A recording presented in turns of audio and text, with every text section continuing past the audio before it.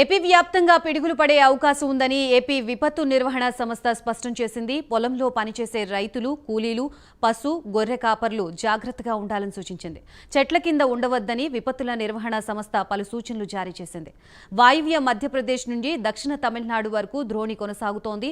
దీని ప్రభావంతో ప్రజలు జాగ్రత్తగా ఉండాలని హెచ్చరించింది. ఉభయ గోదావరి, కోనసీమ, ఏలూరు, కృష్ణా, నంద్యాల, ప్రకాశం, ఎన్టీఆర్ జిల్లాల్లో అక్కడక్కడ మోస్తారు నుండి భారీ వర్షాలు కురుస్తాయని వాతావరణ శాఖ అధికారులు పేర్కొన్నారు.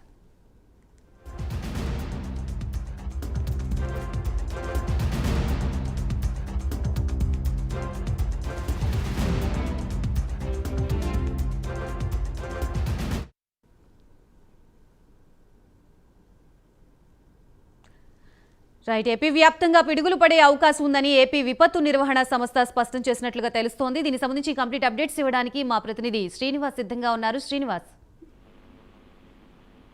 గాయత్రి, ఈ రోజు ఆంధ్రప్రదేశ్ లో పలు ప్రాంతాలలో భారీగా పిడుగులు పడే అవకాశం ఉన్నట్టు విపత్తు నిర్వహణ శాఖ పత్రికా ప్రకటన విడుదల చేయడం జరిగింది. అయితే గత 4 రోజులుగా వాతావరణంలో మార్పులు గమనిస్తూనే ఉన్నాం.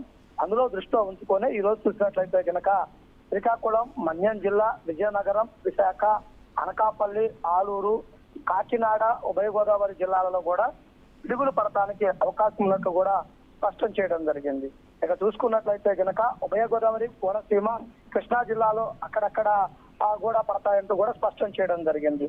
రాయలసీమ ప్రాంతాల్లోనూ ఎక్కువగా పిడుగులు పడే అవకాశం ఉన్నట్లు కూడా స్పష్టం చేసే నేపథ్యంలో పొలంలో రైతులు, కూలీలు, గొర్రెల కాపర్లు జాగ్రత్తగా ఉండాలి. అదే విధంగా మెరుపులు వర్షం కురుస్తూ మెరుపులు వచ్చినప్పుడు చెట్ల కింద ఉండకూడదంటూ కూడా సూచనలు జారీ చేయడం జరిగింది. అంటే ఈ పరిస్థితిలో చూసినట్లయితే కనుక పొలంలో వ్యవసాయ పనులు చేస్తూ ఉన్నటువంటి రైతులకు, వ్యవసాయ కూలీలకు కూడా సూచనలు చేయడం జరిగింది. అకాల వర్షాలకి పిడుగులు పడే అవకాశం ఉండి వాటికి ప్రాణ నష్టం నివారించడానికి ముందుగానే విపత్తుల నిర్వహణ శాఖ సూచనలు జారీ చేయడం జరిగింది. అదేవిధంగా ఏ ప్రాంతాల్లో ఏ టైంలో వర్షం పడుతుంది అంటూ కూడా ప్రతి 3 గంటలకు ఒకసారి అలాంటి ప్రకటిస్తున్న నేపథ్యంలో ప్రతి ఒక్కరూ జాగ్రత్తగా ఉండాలంటూ కూడా సూచనలు జారీ చేయడమైంది.